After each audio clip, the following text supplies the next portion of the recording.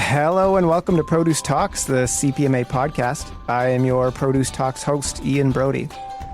On this episode, we're covering new technology and new innovation across the supply chain. We've got science, we've got AI, we've got apps, we've got robots. Let's get to it. This episode, we have guests from Apeel Sciences, Vineland Research, Motorleaf, and Flashfood to talk about just some of the great technology supporting our industry today. Emerging technologies are created to solve emerging problems. In our sector, businesses strive to innovate and adapt to meet industry demands and consumer expectations, to tackle food waste, to overcome labor shortages, to support the environment, or to streamline production. The reality is, though, is that we're only going to be able to scrape the surface of what is all out there. To learn more about new innovations in our sector, head to the CPMA's innovation website, produceinnovationhub.com. My first guest is Cedric Samaha from Flashfood. And Flashfood is an app that defines itself as a win-win for consumers and sellers, offering 50% off prices for food items approaching their best before date. Cedric, thanks for joining. Yeah, thanks for having me, Ian. So I tried out the app earlier this week, and I got to say I really liked it. You know, easy to use, good interface. I like the map where you could pick which store you're heading to or which store you want to shop at. Picked up some granola and some tomatoes, half price. Can you expand more on the functionality of the app? You know, how does it work? Yeah, basically, the app is very simple to use. One of the pillars of developing the app from early on for us was to keep it simple, work with the store employees to make sure everything we build is easy to use and fits into their day-to-day. Mm-hmm. So colleagues, which is what we call the staff at the store level, colleagues will identify items that are surplus food, close to the best before date, and they can't sell for full price anymore. They'll identify those items, they'll take them aside, they'll take the Flashfood device, scan the items onto the app, enter the quantity and the best before date, and then basically hit post. At that point, the deals are available on the app for purchase. Customers will get notified of the stores near them with deals available. They'll go on, they'll browse the deals, kind of like what you did, Ian. Pick the items they like, pay for them on the phone, go into the store and pick them up at their convenience. Good stuff. Yeah. So it's typically, a customer service agent or somebody obviously in the store that inputs the data and puts aside the items. Yeah, exactly. So they'll put them into the app and they'll put them aside in a Flashfood zone. The Flashfood zones are usually located by customer service. It's just easier for pickup. So you'll go in, you do your grocery, you'll pay for your regular grocery, and on the way out, passing by customer service, you just see the Flashfood zone there. It's usually a fridge and a dry rack. So the fridge is for temperature controlled items, the dry rack's for anything dry goods. You pick up your stuff and you just step to the customer service desk right next to it and confirm your order with a colleague there. Yeah. It certainly seemed to work out well for me. It was, nice and quick, and picked up my other items first and then went to customer service, and it was pretty good system for sure. Now, food waste has been a big focus for us at CPMA this year. It's a challenge. It's an issue that particularly impacts the produce industry, especially. So, what role has the challenge of food waste played in the development of Flashfood?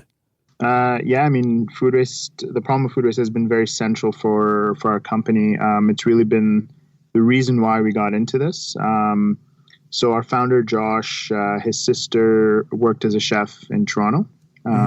One night she called him and told him, I just threw out $4,000 worth of food. And she was kind of upset. He started laughing and he's like, you idiot, who throws out $4,000 worth of food kind of thing. Yeah.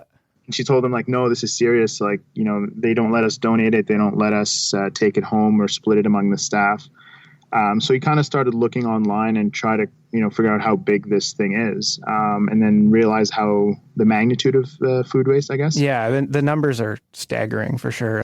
I don't know if you've been looking at articles recently now and like ice shelves melting and all that kind of stuff.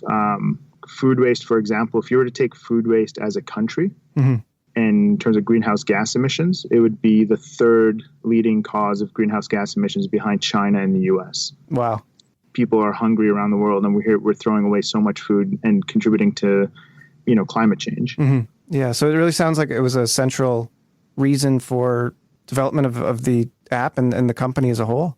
For sure. And it still is today. I mean, everything we do, and anytime we're kind of working on features, on priorities and stuff like that, we take a step back and just look at the big picture and what we're doing and, what's the best value for our time, to tackle this problem. We know we're not going to eliminate it ourselves as a company, but our goal is to make a good impact, a good dent into the problem, basically. Yeah. And I mean, so it's not just a challenge for consumers or food service. It's a challenge for retailers, for growers. I know a lot of retailers have placed a significant focus on food waste and tackling food waste. And Flashfood is partnered with Loblaws. What can you tell us about how that partnership came about and how it's going? Yeah, so Loblaw basically had a strategic goal to reduce their food waste, I think by 2020, I believe. And basically, they were looking for solutions to help really start making a quick impact into their operations. They came across Flashfood, which is, a pretty simple, easy to adopt solution. We started the partnership with a pilot. Things went very well. They quickly saw the results and the impact. Colleagues at the store loved the initiative. Kind of what I said earlier, for us, it was very important to always build the app in collaboration with store employees. They're the ones that would use it every day. If it doesn't make sense for them, they wouldn't use it. Yeah. So by doing it that way, the employees at the store during the pilot loved the app. They loved the fact that they don't have to throw away food anymore. Customers were raving about it. Our pilot was in London, Ontario. And we were dominating the market in terms of feedback and stuff like that. Customers were loving it.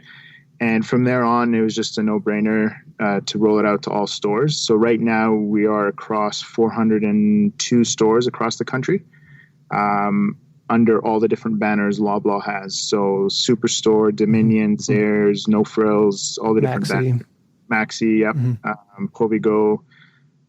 It's been a great partnership. It's been wonderful to work with the team at Loblaw from, all the different departments. Usually people are sort of unsure what Flashfood is, but once we explain it to them within a minute or two, it clicks, it makes sense. And everybody's been phenomenal to work with. Mm-hmm. And just like most interfaces and new technology, once you use it once or twice, you usually have a pretty good handle on it. Exactly. Yeah. 100%. It's like we said, we kept it simple, so it's easy to adopt and use. Yeah. And from a retail strategy point of view as well, it gets people in the store. Yeah, for sure. And we've already seen that multiple times. Customers who've never shopped at a brand. So one story that sticks out in my head is when we first started at the London Superstore, there was a customer that told us, I was in the store and he was picking up his items and he came up to me and said, I've never shopped at a Superstore before. I actually used to get intimidated by them because they're massive and I thought, get lost in there and so forth. Mm. And he's like, if it wasn't for Flashfood, I would not have stepped into the store. And the first time he stepped in, he actually spent an extra $40, $50 on items at full price in the store, just by being impressed with the offering at Superstore. And he didn't know about it before because he just never stepped into it. So that was like one story that always sticks with me because it shows that, Flashfood is great at bringing customers more into the store, and especially ones that have never shopped at that particular brand, and allows the customers to browse the aisles and pick stuff up because they're already there, right? They made the trip. Yeah. So what would you say have been some of the challenges in growing the app? Yeah, so we've been at this for about 3 years now, or just over 3 years. And honestly, the biggest challenge for the last, it's funny because our growth has really exploded since a year ago kind of thing. But before that, really the biggest challenge has been convincing grocery executives to sign on with us and, deploy this across their stores. I think food waste wasn't as big of an issue to retailers as it is today. And we always knew the wave would come, the social movement wave, and it's just, here it is now. But for the last 2 years, they were really trying to convince grocers that this is something that food waste is a real problem and they need to address it. And then, getting all the rejections and the no's. But here we are today, and couldn't be more happier to have a partner like Loblaw, who were one of the first retailers to identify food waste as an issue and do something about it. What would you say is what's next for Flashfood? Are you expanding more across Canada, new retailers, new functionality? Yeah, I think a bit of all three. In Canada, we want to make sure our marketplace with Loblaw is stable. It's continuing to grow, continuing to market our presence to customers, because I feel there's still quite a bit of customers who don't know that we're there or we're live in the stores. So that's kind of the focus in Canada. We are working with multiple grocers in the U.S. to start a rollout out there. The U.S. market, as you know, is massive, and massive opportunity right there as well with food waste.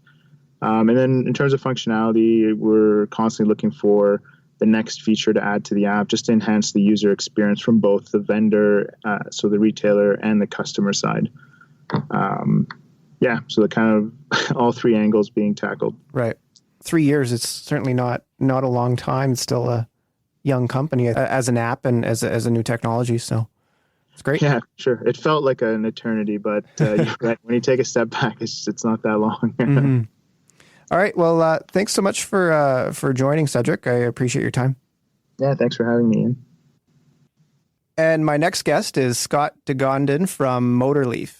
We had Scott on the Learning Lounge panel in Montreal back in April with a recording from that we released in May. Welcome, Scott. Oh, thank you. Happy to be here. Hi, Ian. So let's start off with the history behind Motorleaf. How did it come about? The company actually officially got incorporated in summer of 2016. And before being promoted as co-founder, I actually joined the company as a hardware intern. So at the very early stage of the company, we were doing hardware and software and a lot of other stuff. And that's very common for a lot of startups when you're trying to find your sweet spot. So in the beginning, we were targeting both greenhouses and indoor farms. And so I think one of the very interesting turning points for the company was when we went to Vegas for an indoor conference, and someone approached our booth. Later on, we found out that he was actually one of the biggest commercial greenhouse tomato producer in California. He basically just said that he has a lot of data in his greenhouse, but that they're really bad at predicting yield. Now, at that point, I basically just finished my academic research at McGill, and it was around clustered neural networks. So for me, it was a very clear description of a problem, and not to mention a description of the available tools, i.e. the data. So even before we had a product at that point, I just told the grower / owner of the greenhouse that, you know what, Motorleaf can do it. We'll build an algorithm for you, and we will predict your yield way better than how you're doing it manually. So it started there. A couple of months later, we were able to launch the product, and then we tried, developing the same approach to different clients from different parts of the world. And we are at the point where we have convinced ourselves that this is a viable, repeatable product. And now we're just at the process of scaling up. Now, when you say product, do you mean like an AI algorithm, or is there another piece there? That is a very good question. This is and the reason why I think this is like a very recurring question that we get is that we're not very familiar with non-tangible item as a product. I mean, software is not a thing, but when you talk about algorithms and finding patterns in your data, this is something very new, especially in the industry. And having been able to having traveled around the world in different conferences and visiting greenhouses, I know for a fact that this is one of the things that we have a challenge explaining to our target market. What is the product? I personally believe that the product is the service that we deliver to them. and the service includes how it is delivered to the client. So for Motorleaf, we've built a system that will develop the algorithm for the clients, and the algorithm is always custom built for the client, i.e. their strain and their location. So for us, what the product really is a customized algorithm that accurately predicts the performance, i.e. the yield of their plants growing in their specific location, and the delivery of that in a very user-friendly manner is what we believe is the product. Yeah, it definitely seems like an interesting and a unique challenge, I guess, in that, big data and AI, I think it's not always clear, I guess, or abstract to people that aren't completely familiar with it. So I'm wondering if, like, big picture, you can try to break down a little bit in terms of how does big data work when it comes to streamlining operations, and specifically for, predicting yields and that sort of thing for greenhouse growers? Sure. So big data just basically refers to an immense amount of data being collected and transmitted at high speed. So today it's everywhere. It's in telecommunications. It's when you use your internet service. It's in social media. It's in trading. It's practically everywhere. So the goal of streamlining your operations, regardless of your industry or regardless of the specific application that you're using your technology in, is just your ability to define your processes so that it's able to trim the fat and it's able to exactly find out what it is you want from big data. You can think of it this way. Imagine you have like 500 pages of papers on a table and you just want to find an answer to one question. Streamlining is being able to identify a process that will, list down what you have to do first and what is the efficient way to do it. How do you arrange the data? Also, that involves asking very specific questions and looking for very specific answers. Your ability to organize your processes around the fact that there's a lot of data is basically what it means for you to streamline your operations. And it's very important because in our industry, and I'm pretty sure in pretty much all industries, streamlining operations is important because the whole goal is to eliminate any inefficiencies, and inefficiencies always translates to cost and dollar value. Then where does AI factor in? I mean, I know that, the more data there is, the more information there is to feed the algorithm or, for the machine to learn. Can you expand a little bit on that side? Absolutely. So AI is very useful in streamlining your operations because it is able to find patterns that humans would never be able to do. We have data scientists, we hire data scientists to supervise the algorithm and design where the algorithm should start and end. But in between, there's a lot of things happening when you're using AI that you don't really supervise. And this is just how things are designed. And a lot of the tools around machine learning are designed that way so that they're able to find patterns that no human will have the time or the brain power to do. Mm-hmm. So to us, it's a very clear combination, having, living in a world where there's a lot of data available and using the tool that can find the patterns that suggest the answers to the question that you want to answer. I went down a bit of a rabbit hole in doing a little bit of research on AI and how it's basically going to ruin the world. But I think this is one of the more, I guess, moral or better uses of AI. Yeah, for sure. I think we as a society, we've always been very good at policing ourselves. We come up with innovations, and there's always going to be people who won't use it in a very ethical way. But we as human beings have a good track record of being able to come up with a process that will curtail it or police it or just balance it out. So I'm very confident that we'll be doing just fine. Yeah.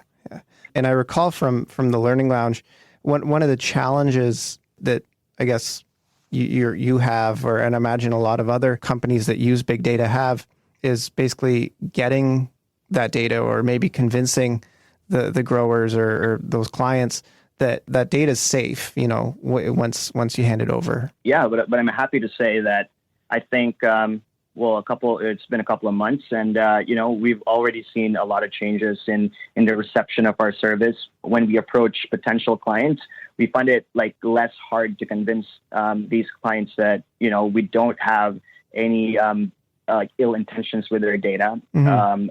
I think it helps that our product is actually custom built for them. That means that we will never use their data to come up with an algorithm that we will service their competitors, for instance.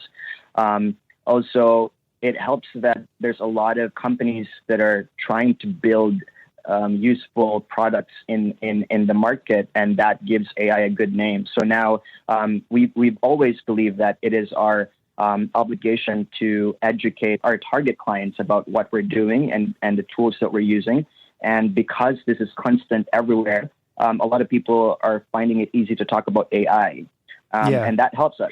That helps us because that builds our credibility, but also it makes them less scared about AI. For sure, I think people are becoming more comfortable with it, and maybe a little bit more conscious when it comes to their own personal data. But I think people see the financial benefits and the ROI, and I think that definitely factors in. Yeah.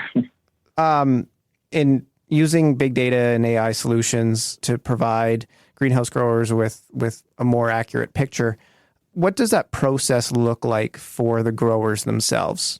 Well, it's a range, basically. There's a lot of growers who are very traditional and are still collecting their data on papers. We've actually encountered a grower logging things in not Excel files, but ledgers in Belgium. So there's that end of the spectrum. But it's also happening around the world where a lot of younger generations of growers are taking over greenhouses.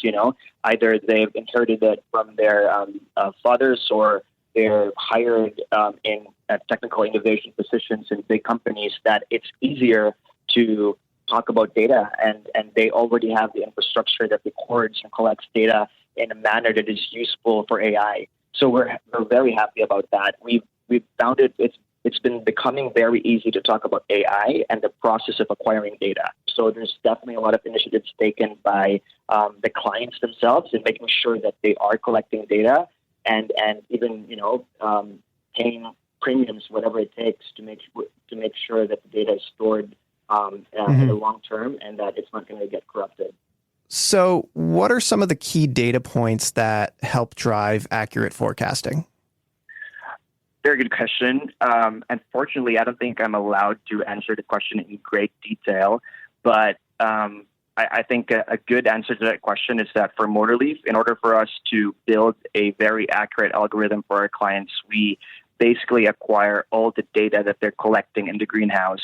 And a lot of our clients who are in the commercial greenhouse space, they invest millions of dollars even before they start growing into the infrastructure and the technology. And we're talking about sensors that watch every square foot of the greenhouse, so that that covers plant health and environmental conditions like temperature and humidity and such things.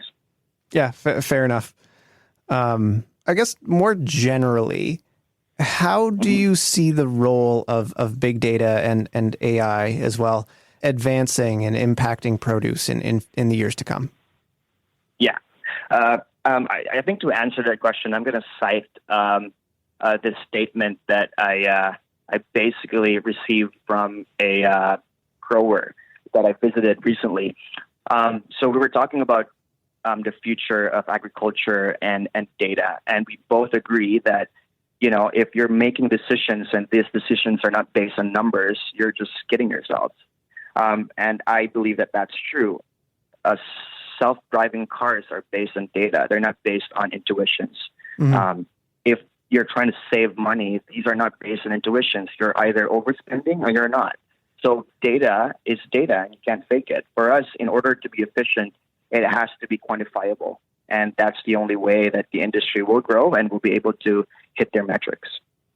Yeah, it makes sense. And I think as more technology comes out in terms of, like you said, some of the sensors and things like that, that there's the more data that we can track, the more smarter we can make algorithms and the more advanced it all becomes. Absolutely. Well, thank you so much for your time, Scott. I really appreciate you joining the podcast.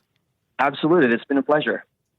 Still to come, we speak with Gordon Robertson from Apeel Sciences and Darren Ward from Vineland Research and Innovation Center. But first, a word from our sponsor, Nature Fresh Farms. Hi everyone, this is Cornelius from Nature Fresh Farms. It is truly an exciting time in agriculture. Farms everywhere are trialing and adopting new technologies that promise to transform our food system. Fresh produce leaders are expected to embrace these emerging technologies, something the Nature Fresh Farms team has always been bold about. For more information on our commitment to constant innovation, visit our website at naturefresh.ca/blog. My next guest is Gordon Robertson from Apeel Sciences. And Apeel is a company that develops and offers an edible coating. Welcome, Gordon. It's good to be here. Now, coatings aren't a new concept. From what I've read, edible coatings using paraffin wax, became commercialized around the 1930s. Other coatings gained more popularity through the 80s and 90s. Can you start off by talking about what makes Apeel unique from other coatings and the science behind it? Absolutely. I mean, when you think about Apeel, we're really very different than anything else that's out there in the solutions today. And what's driving that is we're really bringing our solution is really coming directly out of nature's playbook. Mm-hmm.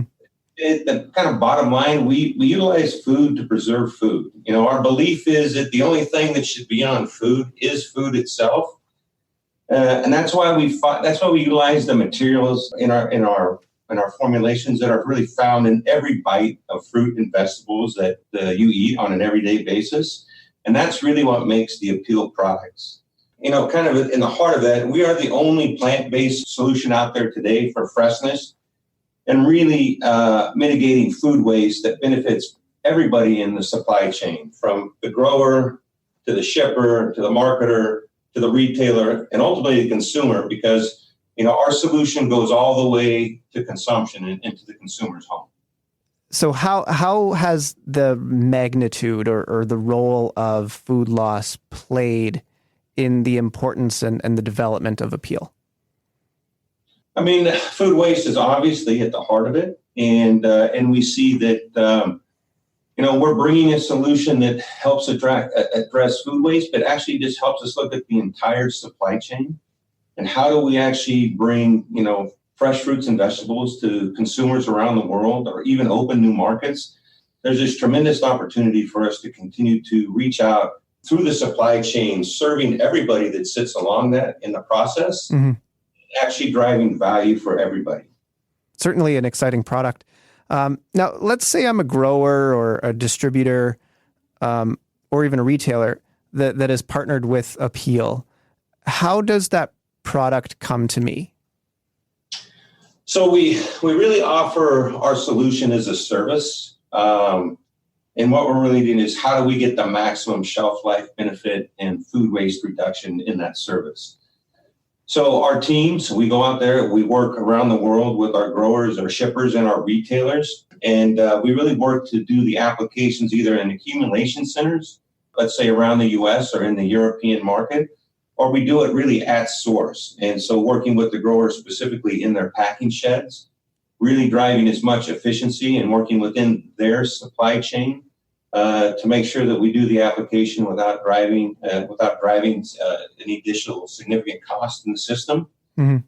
And really what we're doing is we're applying, we're taking the powder and we are getting it to where it needs to be in the world. We are blending that with water, and then we get the produce wet and we get it dry.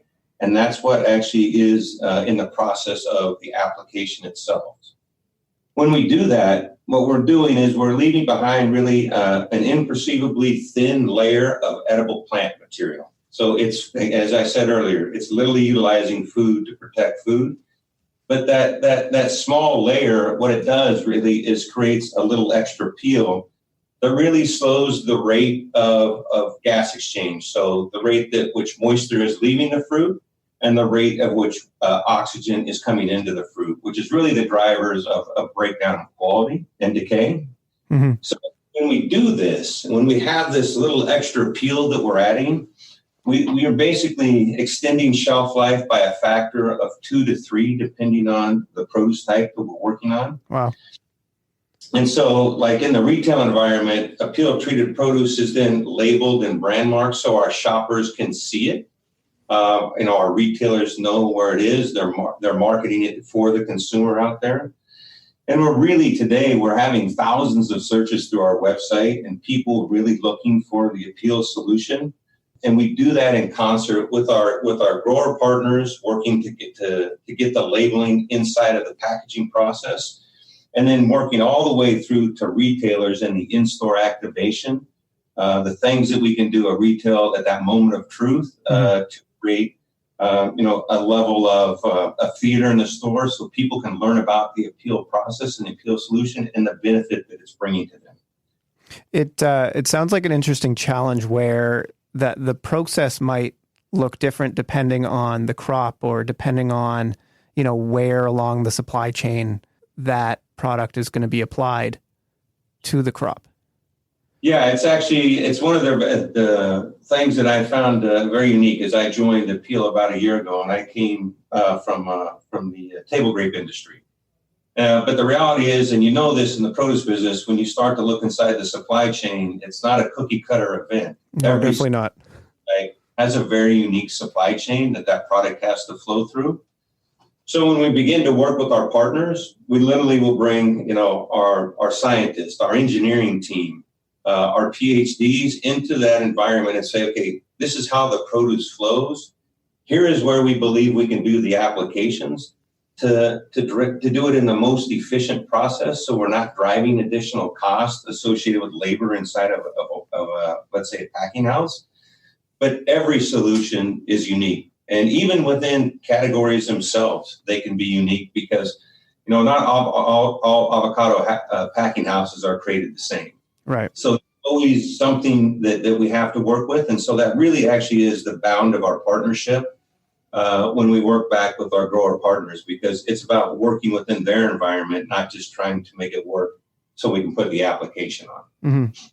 Yeah, it's really interesting. I saw earlier this week a press release or an article come across on the supplier network that was announced. So I noticed a few CPMA members there with Sage and Del Monte and Alpine Fresh to name a few. Yeah, they're all very, very strong partners of us, and we're proud that they've chosen to work with Apeel because part of our solution is not only driving benefit for the consumer and at the retailer level, but we also have to drive that benefit back with our grower, packer, shipper partners. Yeah, for sure. Let's take a step back. So what is the history and the story behind the company? Yeah, just to kind of give you the story that I'm familiar with, and I've got to tell it a few times, as we brought the technology forward. So Apeel was founded in 2012 by James Rogers, who was a material scientist. He's kind of an expert in creating barriers to achieve different performance benefits. So he was working in paints and things like that prior to coming into looking at this challenge within the fresh fruits and vegetable area. Mm-hmm. So James really became very interested in the food waste crisis and really this hunger problem, right? We're going to have 10 billion people on this planet, and it's, how do we feed them? And even today, we have a significant population base. We are producing enough food, but we can't get it to them. So the supply chain can't support moving that product through the system. Yeah, the numbers are quite staggering. It's, 1/3 of food is wasted. And here's another staggering number that I grasped as soon as I joined the organization, which was, food waste. It's not just something we're trying to do to make this a better planet. It's about a $2.5 trillion loss in business opportunity for the industry, right? So these are big dollars that are out there that can get recovered by everyone in the supply chain, from the grower all the way to the consumer. And I did see that there was quite an investment, in the early years, I guess, the Bill and Melinda Gates Foundation was an investor amongst many others. Yeah, there's been a number, and just to kind of get some, and this is all publicly out information that you can get, And so when James was saying, hey, can we, he's taking that material science idea, and so can we actually look at food as the barrier to help preserve food, right? So this is a big idea, and that's when he pitched this concept and was funded originally by the Gates Foundation. And now really where it's taken us is, 7 years later and about $110 million in investment, Apeel is now grown to basically a global organization because we're following those supply chains that actually service the customers who are buying this product, right? Mm-hmm. And this is when now we're bringing this to a commercial perspective, right? The first 5.5 years are about proving out the science. And now we're in this position where we have to begin to commercialize this idea with our growers and our retail partners around the world. So when can we expect to start seeing products up in Canada? Actually, you can begin to start seeing them soon. I mean, it's you can pick up Apeel produce in many of your retailers. We are working back with a number of the Canadian retailers now on initial pilot programs and discussions, and so it's definitely it's a place that we see that we want to be involved with in the very near future. And again, we've been having discussions with most of the retailers in the region. And additionally, there's ways that you can actually get online today and buy Apeel treated produce, like in finger lime. Some of the smallholder farmers that we're working with that don't really have a distribution network that they can lean into, and so they're utilizing Apeel as a way to reach more consumers. And we are doing some, direct ship to a few consumers out there in the world today, but really expanding those places where you can buy Apeel treated produce. And today in the U.S., we're close to having distribution in about 50% of the country with all of the partners that we're working with today. Wow. Yeah, and I guess as that shelf life gets longer, then that creates new opportunities for distribution maybe too. Yeah, and the things that we're really excited about there, and this notion of, that the shelf life extension, working with our partners, is that, our business is very quickly a global business. So we started really with the North America focus of the customers we serve, but now we've received regulatory approval in the EU, and we're working back with partners like Nature's Pride, which will now expand the reach and the distribution of Apeel to not only consumers here in the U.S. and Canada, but now we're going to be reaching the European markets. Mm-hmm. And in the not too distant future, we'll be doing treating in even more markets around the world to help supply and meet the consumer demand that's in front of us. Really exciting. Yeah, no, we're thrilled about it. And just for all of your listeners out there, if there's anything that people may have a question about, just feel free to reach out to me. You can get me at Gordon@apeelsciences.com. Love to continue the discussions with your listeners and many of the supplier base and the retailers throughout the Canadian market. Awesome. Well, thanks so much for your time, Gordon. I really appreciate you hopping on. Absolutely. Have a great day. Yeah, you too. Next up, Darren Ward from Vineland Research and Innovation Center to talk about their exciting work around robotics and automation. Welcome, Darren. Hi, Ian. Thanks for having me. So before we really dig into the work coming from the automation group at Vineland, can you talk a little bit about Vineland more generally and the work that goes on at Vineland? For sure. We're an independent, not-for-profit research center, and we work to improve the economic viability, sustainability, and competitiveness of Canada's horticulture sector. So under this kind of overarching mission, we have a number of different program areas. One of those is around new varieties, so that involves both breeding from scratch and scouting for new varieties. The focus is on ones that will work well in Canada, so that is both looking at the consumer side of things, as well as our climate and pest and disease pressures that we look at most predominantly in Canada. So we've had programs there for things like tomatoes, apples, sweet potatoes, and roses. Another program is around platform genomics. So we do genomic work, focusing on trait development and genomic services. Now, this is done both for internal work within our breeding program as well as a service that we can do for others. We have a spin-off company called Platform Genetics. Mm-hmm. We also have a program around consumer insights. So this is where we bring the consumer into the picture, looking at their preferences and their motives. So again, this is something that we use for our own internal programs. For example, tomatoes, in finding out, what consumers are really looking for in things like color and texture and flavor. But this is also a service that we can offer to producers and processors that help them come up with their own new product development and with their marketing messages. Another program is around IPM. So, of course, these days there's a lot of issues with pesticides. So this program aims to develop IPM solutions that create alternatives and reduce our reliance on pesticides.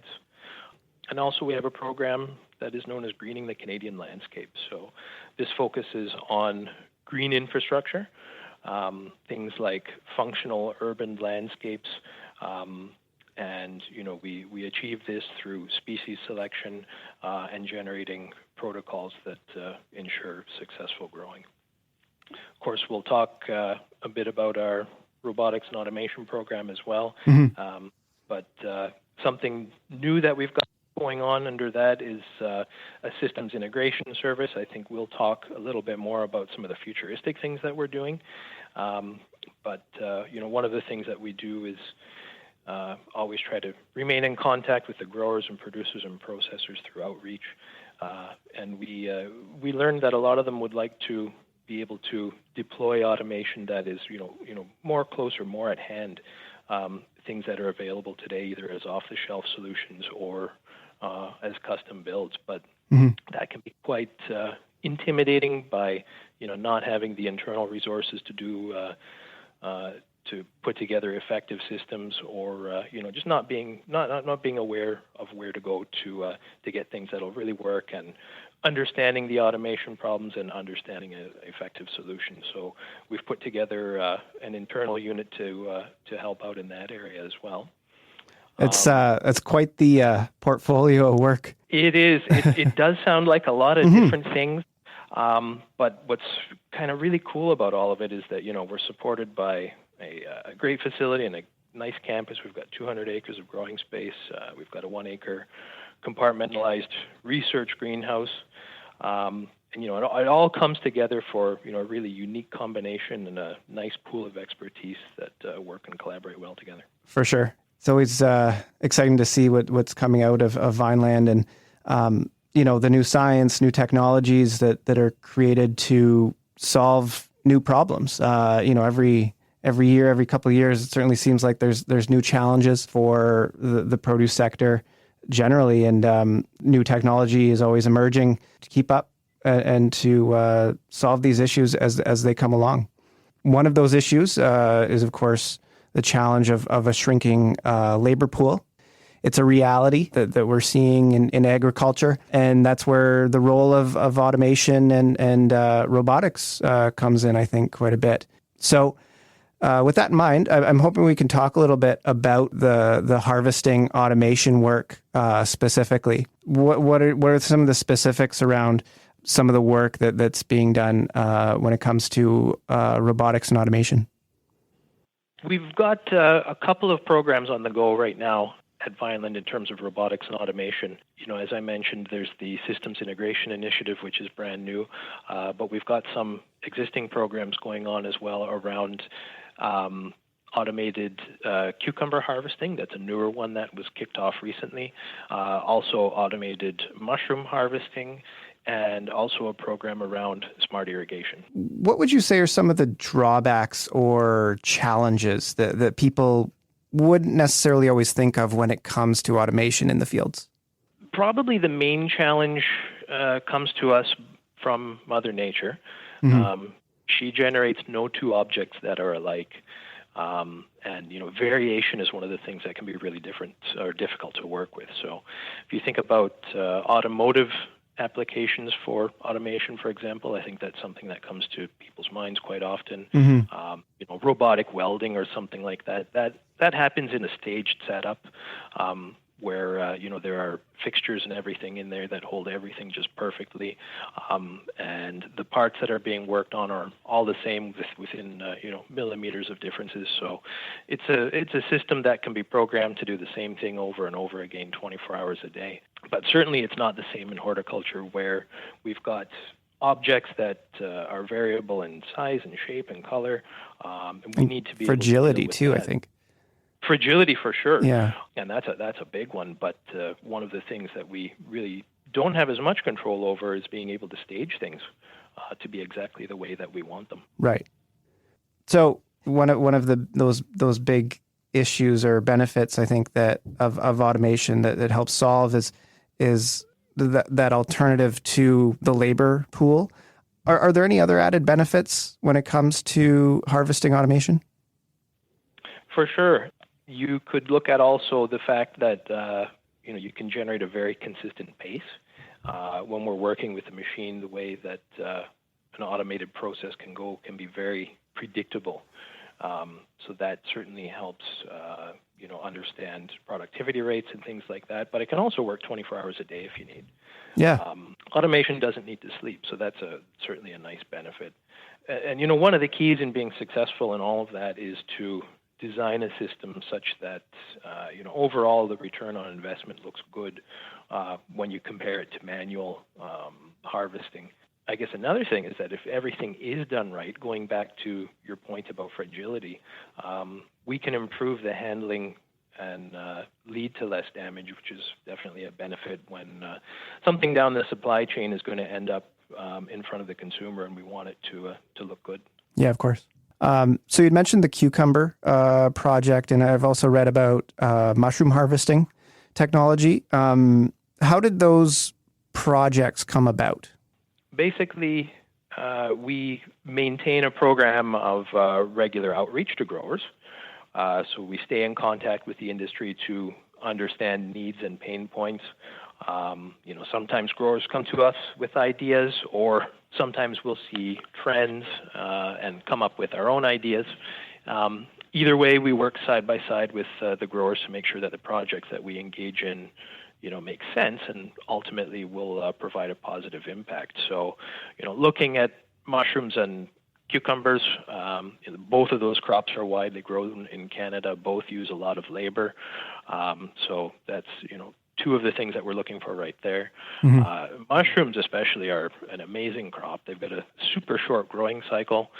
It's about 5 days, and they can be harvested 5 or 6 times a day.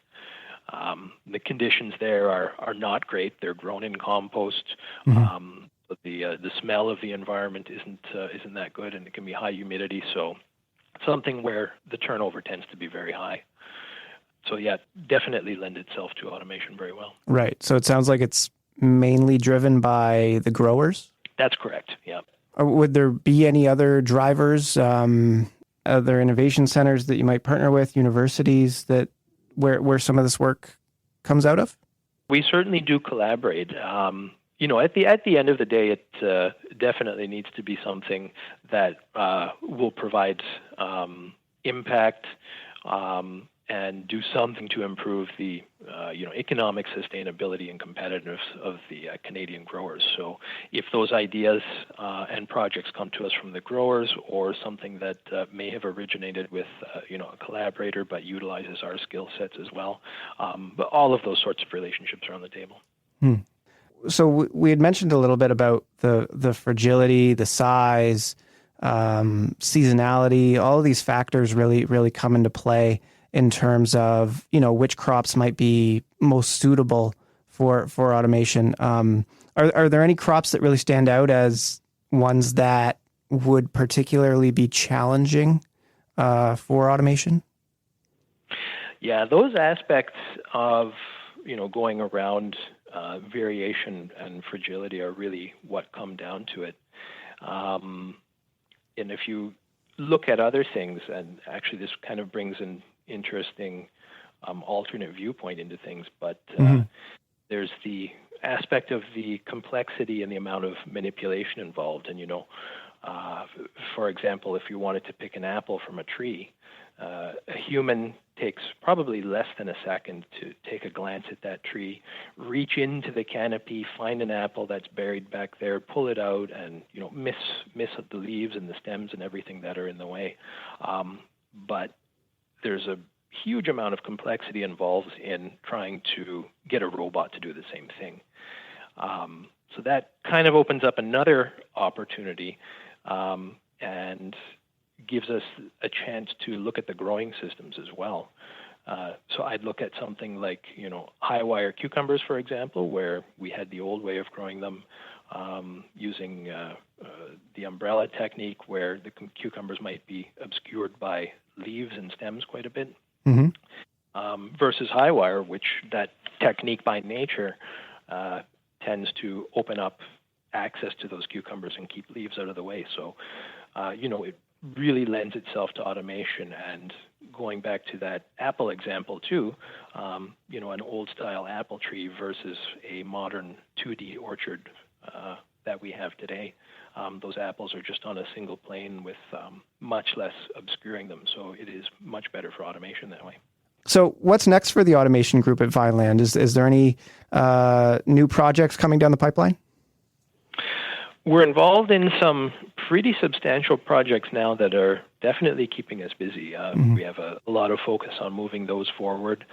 There was a recent announcement from Innovation Science and Economic Development Canada that was some really great news. There was a call for proposals put out that was meant to find proposals to stimulate development and collaboration in agri-food technologies, and we partnered with Alberta Innovates there and formed the Canadian Agri-Food Automation and Intelligence Network, and we were a successful applicant. So that's brought together a national network of companies in academia, Linamar, MDA, and DOT Technologies, for example. And the goal of this network is to accelerate the digitization and automation within our sector. So it's going to be technologies like sensors, big data, robotics, and AI. We see some great possibilities there for agriculture and agri-food industries. And we're definitely looking forward to the effort unfolding and seeing how we contribute in the success, both from R&D and other perspectives. It's kind of early now, but that's definitely exciting. Very exciting. Also, definitely looking to grow that systems integration initiative. We see lots of opportunity for producers and processors to increase productivity and efficiency through, very attainable technologies, things that you can have today that are not quite as futuristic as robotic harvesting. So we definitely are available and would welcome them to reach out to us for a conversation on how we might be able to help. And other than that, we definitely continue with our outreach activities and speaking to growers, keeping our ear to the ground and watching trends to see what's next and how new technologies can get us there. When people think of automation, there's so many pieces to that puzzle, when it comes to big data and AI and, the information has to feed the robot first in order for that robot to decipher, if an apple is ready to be picked or whatever it is. So it certainly seems like that collaboration is certainly important and really exciting. Yeah, absolutely.